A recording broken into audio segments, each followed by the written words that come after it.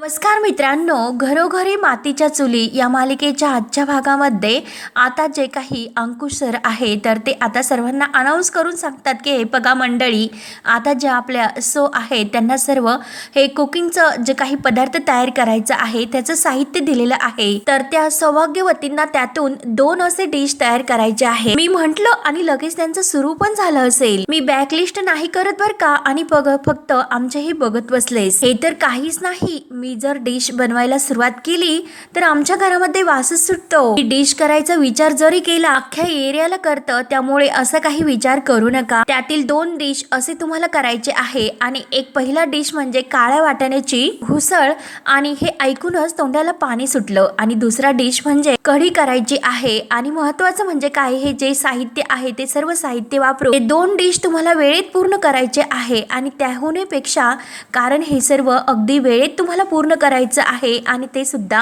अगदी चवदार, चविष्ट आणि इतके रुचकर बनवायचे आहे. केवळ 20च मिनिटात तुम्हाला हे पदार्थ तयार करायचे आहेत. आणि चला, तुमची स्पर्धा सुरू होते आता. त्यामुळे गणपती बाप्पा तर सर्वजण आता मोरया असं म्हणतात आणि स्पर्धेला आता खास करून सुरुवात होते. त्यामुळे लगेच घंटा वाजते आणि सर्व ही पदार्थ तयार करायला आता ह्या सौभाग्यवतीची वेळ सुरू होते. तेव्हा आता सर्व सौभाग्यवती अगदी तयारच असतात. आणि आता आपली जानकी अगोदर अन्नपूर्णा देवीला नमस्कार करते आणि मग आपलं हे जे काही कुकिंगचं काम आहे ते सुरू करते. ऋषिकेश, सौमित्र आणि सारंग हे सर्वजण आपापल्या या जोडीदाराकडे पाहत असतात. अगदी त्यांना ऑल द बेस्ट करत असतात. आणि सर्व गावातील मूळशी लोक आता ही स्पर्धा पाहण्यासाठी तेथे जमतात. आणि सर्वांच्या चेहऱ्यावर मात्र एकच असा आनंद असतो की या स्पर्धेतील विनर होणार तरी कोण. तेवढ्यात मात्र आपल्या बिचाऱ्या सारंगला आता इतकं टेन्शन येतं, कारण तो डोक्याला हात लावतो आणि काय तर म्हणतात काळ्या वाटाण्याची हुसळ. ऐश्वर्याला आता हे सर्व पदार्थ तयार करता येतील का, तिला तर स्वयंपाकातील काहीच माहिती नाही. तेव्हा लगेच आता हे सौमित्र ऐकतो आणि सौमित्र अगदी सर्वांसमोर सारंगला म्हणतो की अरे सारंग, तुझ्या बायकोला स्वयंपाकातील काहीच असं माहिती नाही, म्हणून आता त्याचा अपमान होतो. आणि शेजारचे जे काही त्यांचे साथीदार असतात तर ते अगदी हसायला सुरुवात करतात. ह्या सारंगवर हसतात. सौमित्र पुढे सारंगला म्हणतो की काय रे, तुझ्या बायकोला काहीच येत नाही, आणि काय तर अगदी ॲटिट्यूड मध्ये म्हणते की मी ही स्पर्धा जिंकणार म्हणून. सारंग अगदी रागाने आता सौमित्राकडे पाहतो. तेव्हा मात्र सारंग त्यांना म्हणतो की तुम्ही कशाला हसतात रे, शांत व्हा. म्हणून सारंग आता प्रत्येकावर चिडतो. त्यानंतर आता सर्वांचे लक्ष अगदी ह्या आपल्या सौभाग्यवतीवर असतं. कोण कसा पदार्थ तयार करतो याकडे अगदी बारकाईने सर्वांचं लक्ष असतं. तेव्हा आता ऐश्वर्या जेव्हा कांदा चिरते आणि फोडणीला टाकते तर खूप अशी घाबरते आणि लांब थोडीशी सरकते. तेव्हा सर्वजण आता ऐश्वर्याकडे पाहतात. आपली अवंतिका सुद्धा छान असं हुसळ तयार करायला घेते आणि सर्व तयारी ती करत असते. आणि जानकीची तर मस्त तयारी सुरूच असते, कारण आपली जानकी तर स्वयंपाकामध्ये सुगरणच असते. कोणताही पदार्थ येऊन द्या अगदी परफेक्ट ती तयार करणार असते, न आडता आणि न काही अगदी लाजता. त्यानंतर आता जानकीचा कांदा चिरून ती फोडणीला टाकते. आणि आता सर्व तयारी तर होते, आता फक्त फोडणी वगैरे टाकायचं असतं. त्यानंतर मात्र इकडे घरी आता सुमित्राला मात्र ह्या आजीचं काही जे वागणं आणि बोलणं आहे ते काही पटत नाही, कारण ती फक्त सारंगला आता अगदी तिचा जीव असतो आणि सारंगलाच अगदी प्रोत्साहित करत असते. तर आता सुमित्रा म्हणते की अगं आई, तू हे जे काही वागते ना ते मला अजिबात नाही पटत.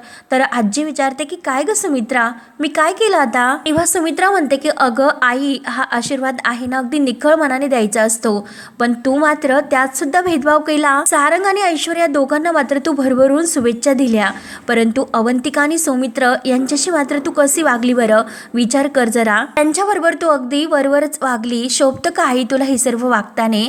तेव्हा आजी म्हणते की हो ना अगं, जे मला शोभत नाही ते मात्र तू अगदी तुझ्या नजरेत बरोबर कैद केलं, आणि जे मात्र तू काही करतेस, जे वागतेस अगं, ते पण माझ्या नजरेतून सुटलेलं नाही सुमित्रा. तेव्हा आता सुमित्रा म्हणते की अगं बाई, मी काय केलं ग. तेव्हा आजी म्हणते की हे बघ, या घरासाठी मात्र सारंग आणि ऐश्वर्या हे दोघेच झटत असतात, तरी सुद्धा तुला असंच वाटतं का ही स्पर्धा जानकी आणि ऐश्वर्या या दोघांनी जिंकावी म्हणून. तेव्हा मात्र आता सुमित्रा म्हणते की हो अगं आई, अत्यंत पहिल्यांदा तू काहीतरी खरं बोलते, अगदी माझ्या मनातील पहिल्यांदा तू असं काहीतरी अगदी खरं ओळखलं. कारण मला काय वाटते तेव्हा आजी म्हणते की छे काय ग, तुला खरंच असं वाटतं सुमित्रा ही स्पर्धा ऋषिकेश आणि जानकी यांनी जिंकावी? तेव्हा सुमित्रा म्हणते की हो, मला त्यांनीच जिंकावी असे वाटणारच, कारण माझ्या ऋषिकेशने स्वतःच्या हिमतीवर हे सर्व केलं. आणि हे बघ, माझा फक्त ओवीवर जीव नाही तर माझा ऋषिकेशवर सुद्धा खूप असा जीव आहे, ही गोष्ट लक्षात घे. आणि माझं हे प्रेम कोणीही हिरावून नाही घेऊ शकत. तेव्हा आजी म्हणते की काय ग, अगं सुमित्रा, ज्या ऋषिकेशवर तुझा इतका जीव गुंतला पण त्याच्या बायकोने मात्र काय केलं हे तू विसरलीस का? आणि लक्षात ठेव क अगं, याला सर्व जे काही कारणीभूत आहे ना ती ऋषिकेशची बायको आहे आणि तुझा नवरा आजारी आहे, या सर्वाला सुद्धा हे मात्र तू विसरू नकोस. तेव्हा लगेच सुमित्रा म्हणते की नाही विसरत ग, अगं आई, सगळं काही अगदी माझ्या लक्षात आहे. मी तुला खरंच सांगते, माझं मन अजून सुद्धा असंच मानायला तयारच नाही की जानकी हे सर्व. आणि लगेच सुमित्रा बोलायची बंद होते. तर आजी म्हणते की अगं बोल ना, का बोलायची थांबलीस? अगं आता बोल, आता का गप्प बसलीस तू? जे सत्य आहे ना ते शेवटी सत्यच आहे, ही लक्षात ठेव. जेवढा पुळका तुला ऋषिकेश आणि जानकी यांच्याबद्दल वाटतो ना, तितकी काळजी तुला ऐश्वर्या आणि सारंग यांच्याबद्दल सुद्धा वाटली पाहिजे. कारण ही स्पर्धा जर ऐश्वर्या आणि सारंग हे दोघेही हरले तर मात्र तुझ्या नावाची कंपनी ही राहणार नाही, कारण ती कंपनी कायम विकावी लागेल. तेव्हा आता हे ऐकल्यानंतर मात्र सुमित्राला धक्का बसतो. सुमित्रा रागाने म्हणते की आई, अगं काय बोलतेस तू, कंपनी विकावी लागेल?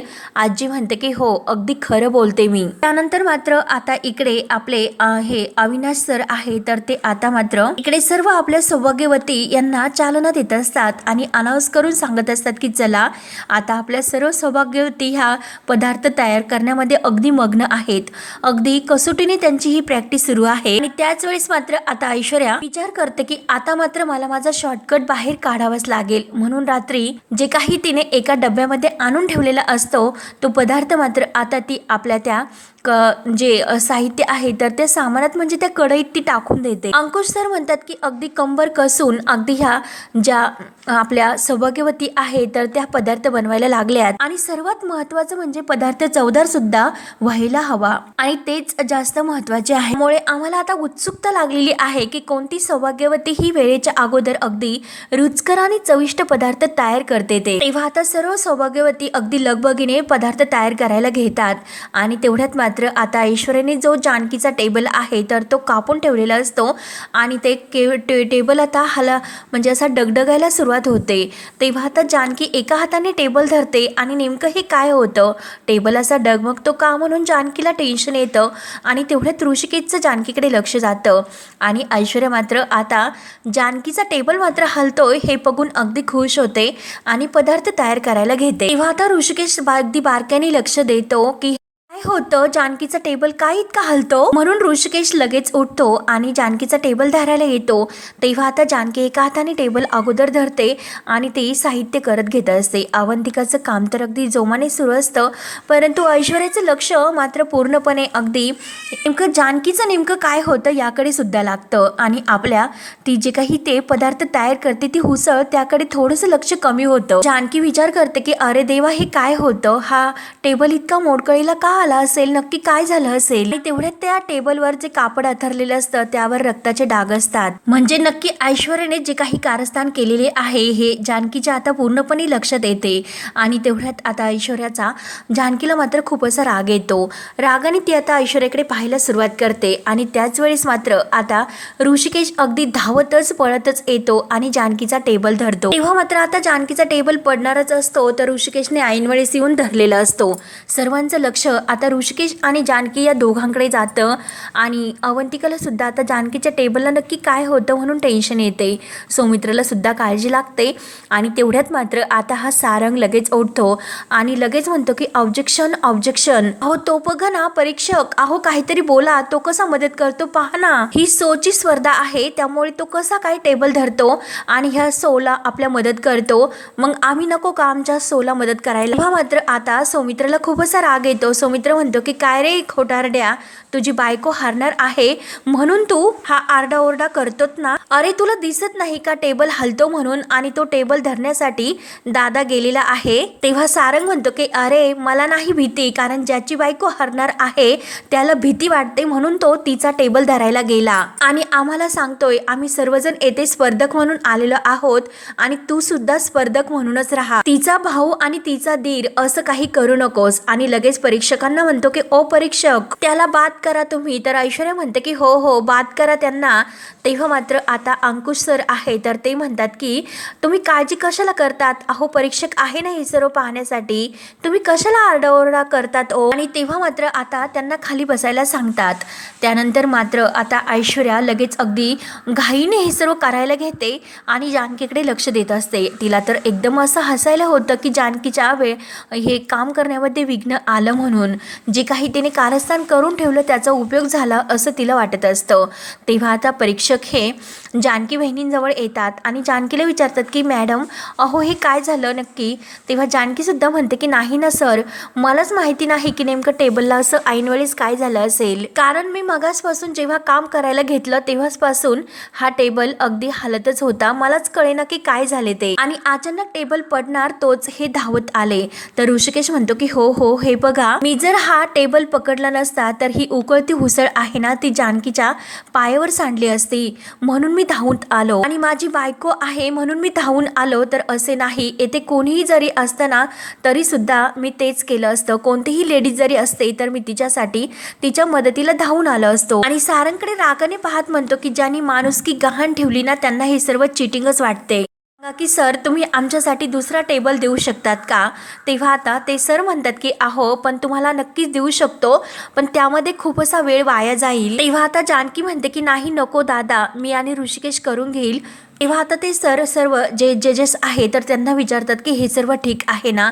तेव्हा त्यांच्या तिघांमध्ये एकमेकात कुजबुज होते आणि चालेल असं ते आता परवानगी देतात. म्हणजे ऋषिकेशने टेबल धरून आता मात्र जानकी स्वयंपाक करणार असते, म्हणजे हुसळ तयार करणार असते. आणि सर्व जजेस आहे ना ते सुद्धा आता हे मान्य करतात आणि ऋषिकेशला टेबल धरण्याची परवानगी देतात. तेव्हा जानकी थँक्यू सो मच असं म्हणते आणि आपली हुसळ तयारीला सुरुवात करते. तेव्हा मात्र आता सर्वजणी पुन्हा आपल्या पदार्थ तयार करायला घेते आणि जानकी आता पटपट तयार करायला घेते. आणि तेवढ्यात ऐश्वर्याला जास्त शिंका यायला सुरुवात होते, कारण तिने ऑलरेडी मसाला इतका टाकलेला असतो, त्याचं प्रमाण किती टाकायचं हे सुद्धा त्या वेळीला माहिती नसतं. म्हणून आता जास्त इतक्या शिंका येत असतात. म्हणून आता ऋषिकेशने अगदी खमटावून असा जानकीचा टेबल धरलेला असतो आणि जानकी अगदी छान असं आपली हुसळ तयार करायला घेते. तर आता आपले अंकुश सर अनाऊन्स करून सांगतात की चला आता फक्त जे आपले मिनिट आहे तर त्यातील फक्त 10 मिनिट उरलेले आहे आणि प्रत्येक सौभाग्यवतीने आपली हुसळ पटकन तयार केला आपला पदार्थ, आणि ह्या 10 मिनिटात ही डिश तयार झाली पाहिजे. तर जानकी अगदी पटपट करत असते. आणि चला आता फक्त शेवटचे 60 मिनिट म्हणजे राहिलेले आहे आणि ह्या 7 मिनिटात प्रत्येक सौभाग्यवतीने आपले हात पटापटा चालवायला घ्या आणि वेळेत मात्र अगदी चविष्ट रुचकर ही डिश तयार करा. आणि चला आता शेवटचे फक्त 5 मिनिटं बाकी आहे आणि सर्वांची उत्सुकता मात्र आता अगदी बाकी आहे. चला अंकुश सर आता प्रत्येक वेळेस अनाऊन्स करून सांगत असतात. आणि चला आता शेवटचे फक्त 3 मिनिटं बाकी आहे. तर ऐश्वर्या लगेच ही आता उड्या मारायला सुरुवात करते की आय एम डन म्हणजे माझं पूर्ण झाले. तेव्हा आता सारंग इतका खुश होतो. सारंग म्हणतो की अरे वा आणि चला माझे झाले मी विनर आहे असं जेव्हा आता ती बोलते तर आता आपले अंकुश सर म्हणतात की मॅडम अहो जरा शांत व्हा. टटनटणाऱ्या ह्या वाटाण्याच्या हुसळी सारखा आहे ना तुमचा हा टरटरणारा उत्साह आहे ना, तो जरा थांबवा. कसं आहे हे बघा. अहो तुम्ही वेळेत पूर्ण केलं असेल, वेळेच्या अगोदर पूर्ण केलं असेल, परंतु महत्त्वाची गोष्ट काय आहे हे लक्षात घ्या. चविष्ट झालं की नाही हे जजने मात्र टेस्ट केल्याशिवाय काय कळणार. अगोदर जजला टेस्ट करून द्या आणि नंतर जे काही झालेले आहे ते सर्व काही अगदी निकाल जाहीरच होणार आहे. परंतु अगोदर मात्र तुम्ही जे काही करतात ना हे असं उड्या मारतात ते अगोदर थांबवा. तेव्हा आता बाकीचे जे काही सौभाग्यवती आहे तर त्यांना आता अंकुश सर सांगतात की पटपट करा आणि त्याने करून आता वेळेत हे पूर्ण होईल आणि स्पर्धेचा निकाल सुद्धा लावता येईल. म्हणून आता सर्व ज्या राहिलेले आहे ना आपल्या बाकी 5 जणी सौभाग्यवती तर त्या अगदी पटपट असे हात चालवायला घेतात. परंतु ऐश्वर्याचा हा मेनू अगोदर का झाला असेल असा सर्वांना अगदी आता विचार येतो. तर आता ऋषिकेशने टेबल धरलेला असतो आणि जानकी पटपट आता आपली उसळ तयार करते आणि त्याचा मस्त चमच्यामध्ये घेऊन असा वास घेते आणि तिला मात्र आता त्या सुगंधावरून कळतं की खरंच खूप छान अशी उसळ झाली. म्हणून आता ते ऋषिकेशकडे पाहते आणि हसते. तेव्हा आता ऋषिकेश सुद्धा खुश होतो. तेव्हा मात्र आता अंकुश सर सांगत असतात की शेवटचे फक्त 10 सेकंद बाकी आहे. चला आता मी लगेच काउंटडाऊन सुरू करतो. म्हणून लगेच 10 अंकापासून 1 अंकापर्यंत ते आकडे मोजायला घेतात. म्हणजे फक्त शेवटचे 10 सेकंद बाकी असतात. 10, 9, 8, 7, 6, 5 असे अंक 1 पर्यंत मोजतात आणि तेव्हा आता वेळ पूर्ण होते आणि तेव्हा सर्वजण आता अगदी टवकारून पाहत असतात. तर आता अनाऊन्स करून आता अंकुश सर म्हणतात की चला प्रत्येक सौभाग्यवतीने आपले हात थांबवा. कोणीही कोणत्याही पदार्थाला आणि साहित्याला आता हात लावायचा नाही. चला आता वेळ संपली. आता तो क्षण येऊन ठेपलेला आहे कारण आपल्याला मस्त काळ्या अशी उसळ तयार करायची होती आणि कढी सुद्धा तयार करायची होती. तर त्याचा सुगंध आता असा दरवळतो आणि आता ती कशी स्वादिष्ट झालेली आहे, त्याची चव कशी आहे हे मात्र आता आपले हे जज साहेब ठरवणार आहे. आणि चला आता पाहुण्यांनो आता ह्या पदार्थांचा आस्वाद घ्या आणि ठरवा आजच्या विनर कोण आहेत. त्या अगोदर आता सर्वांसाठी एकदा जोरदार असा टाळ्या होऊन द्या. म्हणून सर्वजण आता तेथे जमले आहे तर ते टाळ्या वाजवतात. नंतर मात्र आता विनर कोण आहे याची सर्वांना आता उत्सुकता लागलेली असते. सर्वजण टाळ्या वाजवतात. तर इकडे घरी सुमित्राला आता आजीचं हे जे काही बोलणं आहे ते सर्व आठवतं आणि ती रूममध्ये जो आपला फॅमिली फोटो आहे तर त्या फोटोजवळ येते आणि तिच्या डोळ्यामध्ये खूप असं टेन्शन येऊन पाणी येत असतं.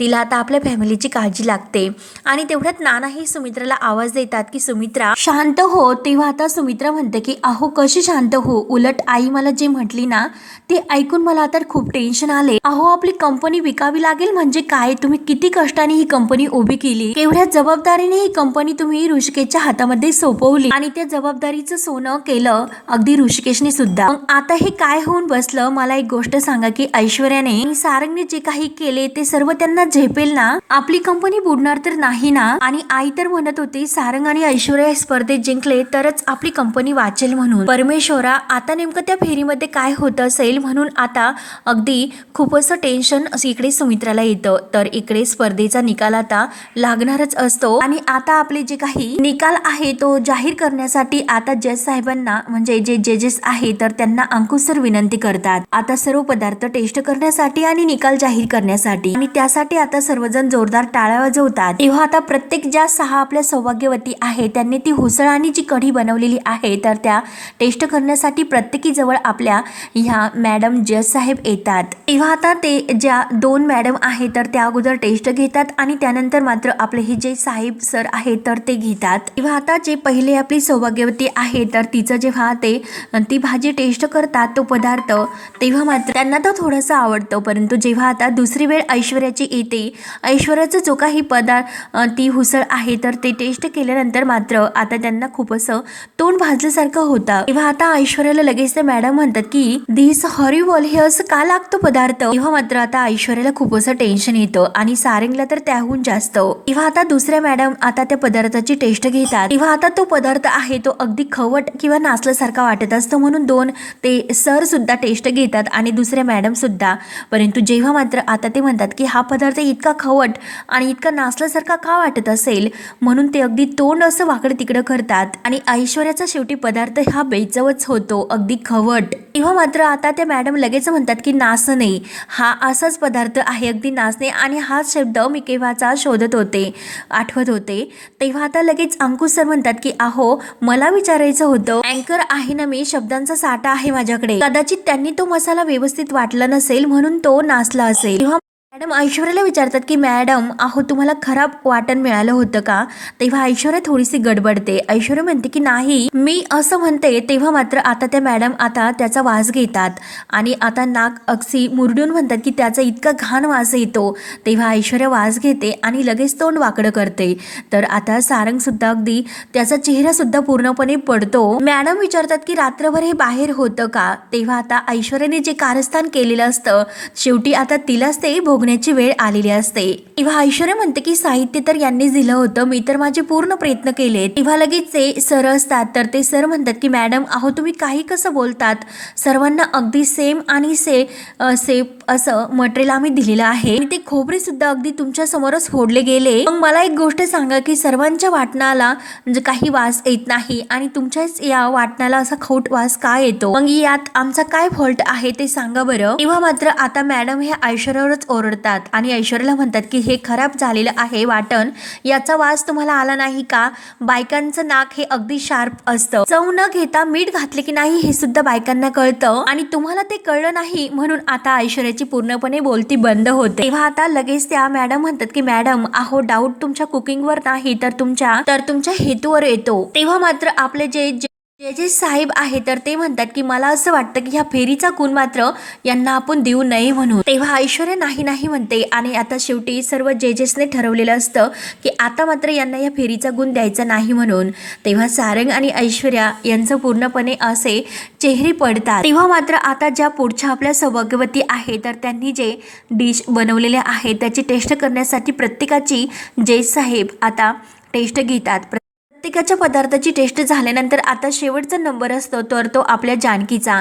तेव्हा आता जजेस सर्व हे जानकीजवळ येतात आणि जानकीने बनवलेले त्या हुसळीची आणि त्या कढीची टेस्ट घेतात. तेव्हा आता त्या मॅडम लगेच जानकीची हुसळ खाऊन म्हणतात की वा खरंच काळ्या वाटाण्याची ही हुसळ खूपच छान झालेली आहे. तेव्हा मात्र आता आपल्या जानकीला खूप असा आनंद होतो आणि ऋषिकेशला सुद्धा. सौमित्रा आणि अवंतिका सुद्धा खूप खुश होतात आणि आता ऐश्वर्या आणि सारंग यांचे चेहरे मात्र पडतात. तेव्हा आता दुसऱ्या मॅडम सुद्धा टेस्ट करतात आणि त्या सुद्धा अगदी तोंड असं भरून जानकीचं कौतुक करतात आणि शेवट आपले जजेस साहेब आहे तर ते आता जानकीच्या उसळीची टेस्ट घेतात आणि आता जानकीच्या हातची ती सोलकढी पिऊन आता मात्र ते जजेस म्हणतात की खरंच ही सोलकढी पिऊन मी मात्र कोकणात पोहोचलो असं मला वाटतं. सर्वांना आता जानकीचे हे डिश खूप आवडतात. तेव्हा आता मॅडम म्हणतात की यांचं कौतुक असं करायचं म्हणजे यांचा टेबल इतका मोडला तरी सुद्धा त्यांनी त्या म्हणजे असं नाराज झाले नाहीत आणि अगदी टेन्शन न घेता अगदी खूप छान असा रुचकर आणि चविष्ट पदार्थ त्यांनी तयार केला. तेव्हा जजेस सुद्धा म्हणतात की हो अतिशय उत्तम, त्यामुळे ह्या फेरीमध्ये सर्वात जास्त आणि सर्व गुण हे यांना मिळाले जातात. तेव्हा जानकी अगदी खुश होऊन त्यांना थँक्यू बोलते आणि ऋषिकेश सुद्धा खूप खुश होतो. तेव्हा आता ज्या जजेस आहे तर त्या मॅडम म्हणतात की त्यामुळे या फेरीच्या ज्या विजेता आहे 6 नंबर जानकी ऋषिकेश रणदिवे यांना गुण मिळतो 1 असं म्हटल्यानंतर आता ऋषिकेश धावतच येतो आणि जानकीला घट्ट अशी मिठी मारतो. अवंतिका आणि सौमित्र सुद्धा खूप खुश होतात, परंतु आता ऐश्वर्याचा आणि सारंगचा खूप असा जळफळाट होतो. ऋषिकेश आता जानकीला कॉंग्रॅच्युलेशन्स म्हणतो आणि मला माहिती होतं जानकी तू जिंकणार होती. तेव्हा आता जानकी म्हणते तुमच्याशिवाय हे सर्व शक्य नव्हतं ऋषिकेश आणि थँक्यू बोलून ती आता घट्ट अशी मिठी ऋषिकेशला मारते. ऐश्वर्याला काय करू आणि काय नाही अशी तिची अवस्था होते. एक एक वस्तू आपला काढून फेकून देत असते आणि रागाने ह्या दोघांकडे पाहत असते. तेव्हा ऋषिकेश आणि जानकी अगदी ऐश्वर्या आणि सारंगकडे अगदी खुश होऊन टाळ्या वाजवत पाहत असतात आणि चला आता आजच्या पहिल्या फेरीच्या विजेत्या ठरलेल्या आहे की सो जानकी ऋषिकेश रणदिवे.